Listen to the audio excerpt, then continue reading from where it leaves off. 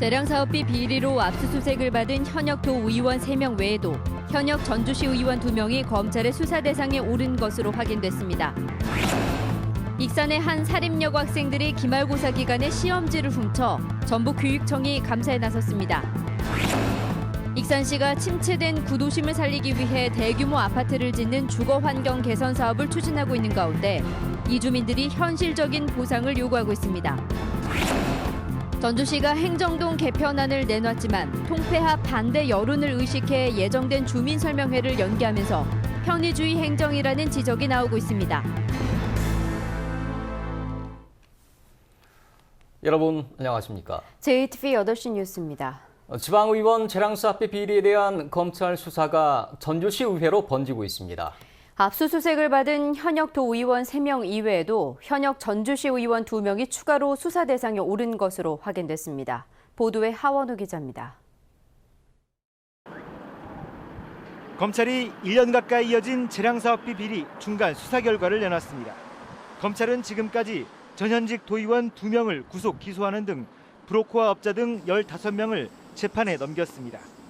최근 압수수색이 이뤄진 현직 도의원 3명 외에도 전주시의원 2명을 수사하고 있다고 검찰은 밝혔습니다. 통화는 좀 들리세요? 근데 저는 그런 건 전혀 없고요. 검찰은 한번 조사해보면 아시겠죠? 이 밖에도 브로커 2~3명에 대해서도 수사를 진행하고 있어 조사 결과에 따라 비리에 연루된 지방의원이 더 나올 가능성도 배제할 수 없습니다. 검찰은 브로커와 유착한 의원들이 다른 지역구의 재량사업비를 집행하거나 브로커가 학교 등을 찾아가 사업 신청을 권유하고 특정 업체에 사업을 맡기라고 요구하는 등 이해할 수 없는 예산 집행이 이루어졌다고 밝혔습니다. 주민들의 수건 사업이 아니라 브로커가 임의대로 사업을 선정해서 지방의 의원의 재량사업비로 예산을 집행하는 그런 문제점이 발견되었습니다. 시민단체는 예산 편성과 집행 권한이 있는 자치단체의 책임도 크다며 모든 시군의 재량사업비를 즉각 폐지하라고 촉구했습니다.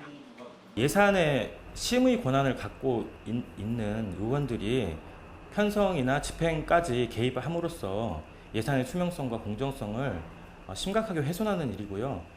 검찰 수사가 사실상 마무리 단계에 접어든 가운데 쌈짓돈처럼 집행되는 재량사업비를 폐지하라는 목소리가 높아지고 있습니다.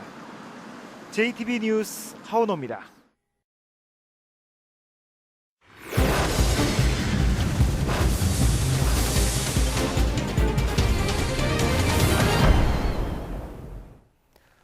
군산시의 지원을 받는 장애인 콜택시 회장이 콜택시를 개인 용도로 사용해 물의를 빚고 있습니다.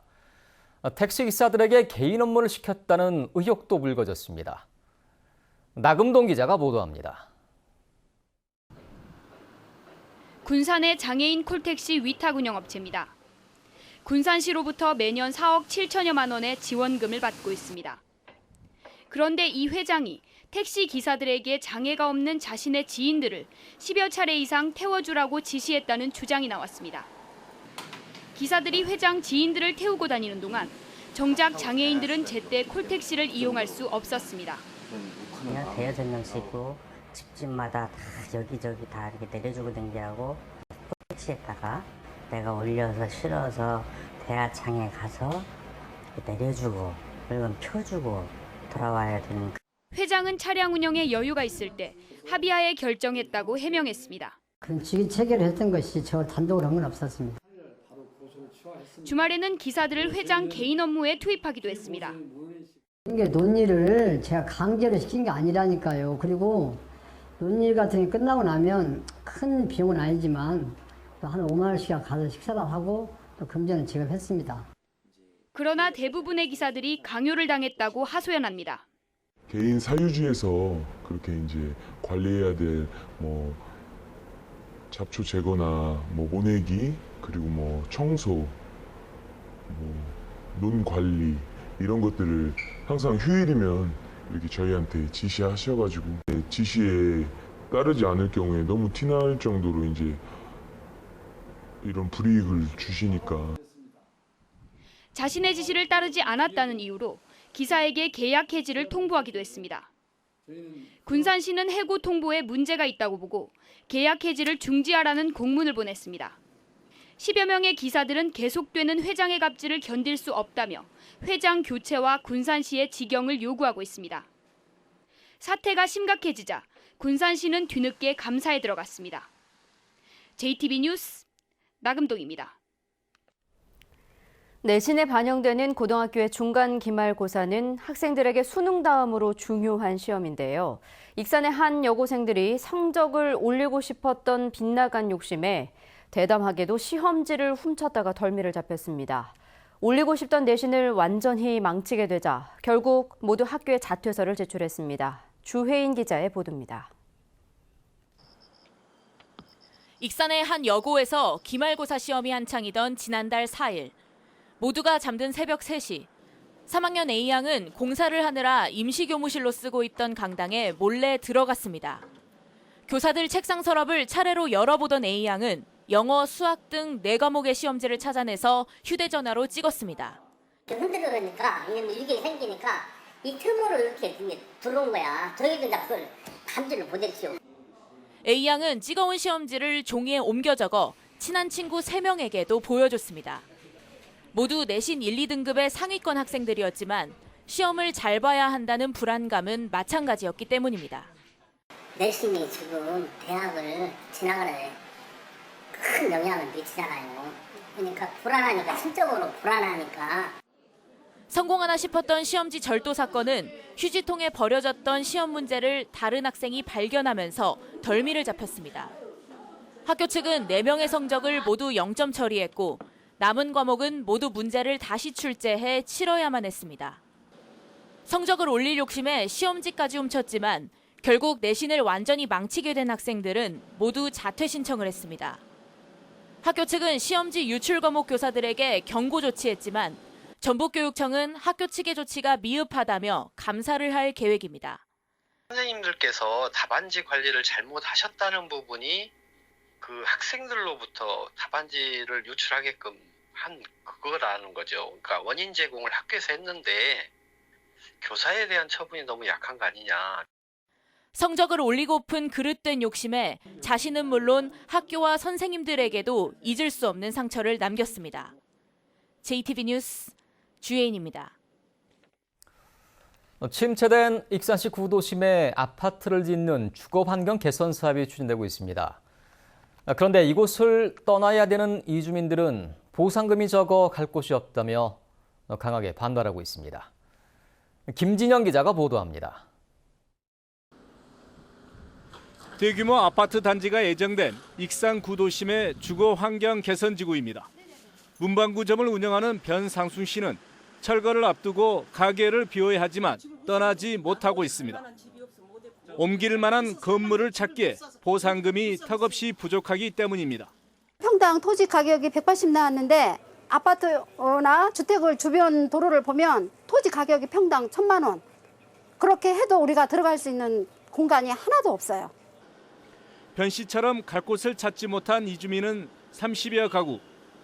이들은 익산시가 활성화를 위해 구도심을 주거환경 개선지구로 묶어놓았지만 사업이 10년 넘게 지지부진한 사이 주변 땅값이 올라 보상금이 현실을 따라가지 못하고 있다며 반발하고 있습니다. 그런데도 익산시가 2년 전에 사업을 맡은 토지주택공사의 책임을 떠넘긴 채 뒷짐만 지고 있다는 주장입니다. 맨 처음 감정평가부터 첫 단추를 잘못 끼워서 보상 반대 주민만 피해보고 있습니다. 평화지구 역세권 입지 조건을 무시한 낮게 저평가된 보상가격 통보되는 것입니다. 익산시는 객관적인 감정평가에 의해 보상금이 결정돼 현실화 요구는 받아들이기 어렵다는 입장입니다. 익산시가 나설 부분 전혀 없습니다. 사실은 왜 그러냐면 이게 감정평가에 의해서 금액이 산정이 되는 거기 때문에. 이주민들은 익산시가 요구를 받아들이지 않으면 전국 60여 개 철거민협회와 연대한 대규모 집회도 불사하겠다는 방침입니다. 익산시가 구도심 활성화를 위해 처음 추진하는 주거 환경 개선 사업이 이주민 반발에 진통을 겪고 있습니다. JTB 뉴스 김진영입니다.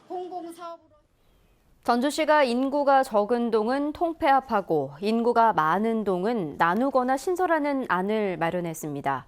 그런데 통폐합 반대 여론을 의식해 예정된 주민설명회를 연기하면서 편의주의 행정이라는 지적입니다. 권대성 기자의 보도입니다. 전주시의 행정동 개편안은 2개 동을 새로 만들고 4개 동을 2개 동으로 합치는 겁니다. 인구가 많은 효자 4동을 2개 동으로 나누고 혁신도시에는 혁신동을 만듭니다. 반면 인구가 적은 금암 1동과 2동, 동서학동과 서서학동은 통폐합합니다. 전주시는 행정동 개편안에 대해 오늘부터 금암 1, 2동을 시작으로 동별로 주민 설명회를 열 계획이었습니다. 그런데 하루 전날 갑자기 설명회를 연기했습니다. 겉으로는 휴가철과 폭염 등으로 주민 참석이 저조할 거라는 이유였습니다. 하지만 실제로는 통폐합 반대 여론이 강한 것으로 감지되자 설명회를 연기한 것으로 전해졌습니다. 반대가 이렇게 일어나면서 저희 이제 이 행정적 자체가 안 좋은 분위기로 흘러갈 수도 있다 이렇게 판단이 돼가지고요. 이 때문에 주민 설명회를 행정 편의에 맞게 진행하는 것 아니냐는 지적이 일고 있습니다. 실제로 인구가 많아 동을 나누는 것에 긍정적인 여론이 높은 효자 4동 주민 설명회는 오는 11일 예정대로 진행됩니다. 전주시는 행정동 개편안을 두고 주민 투표까지 고려하고 있습니다. 주민 의견을 최대한 반영하겠다는 건데 반대 여론을 의식해 예정된 주민 설명회를 연기하면서 앞뒤가 맞지 않는다는 목소리가 나오고 있습니다. JTB 뉴스 권대성입니다. 당 대표를 뽑는 국민의당 전당대회에 안철수 전 대표가 출마를 선언하자 호남 출신인 정동영, 천정배 두 의원 측이 단일화를 논의하고 있습니다. 국민의당 황주홍 의원은 후보 등록 마지막 날인 11일까지 정동영, 천정배의 단일화를 이뤄내 안 전 대표와 1대1 구도를 형성하겠다는 뜻을 내비쳤습니다. 그러나 1위 후보가 50%를 넘지 못할 경우 결선 투표제가 도입되기 때문에 두 후보가 예선에서 굳이 단일화를 시도하지 않을 거라는 의견도 나오고 있습니다. 2023년 세계 잼버리 대회의 새만금 유치를 추진하는 전라북도가 오늘 출정식을 갖고 대회를 꼭 유치하겠다고 다짐했습니다. 잼버리 대회 개최지는 오는 16일 아제르바이잔에서 열리는 세계 스카우트 연맹 총회에서 168개국의 투표로 결정되는데 새만금과 폴란드의 그단스크가 대회 유치를 놓고 경쟁하고 있습니다.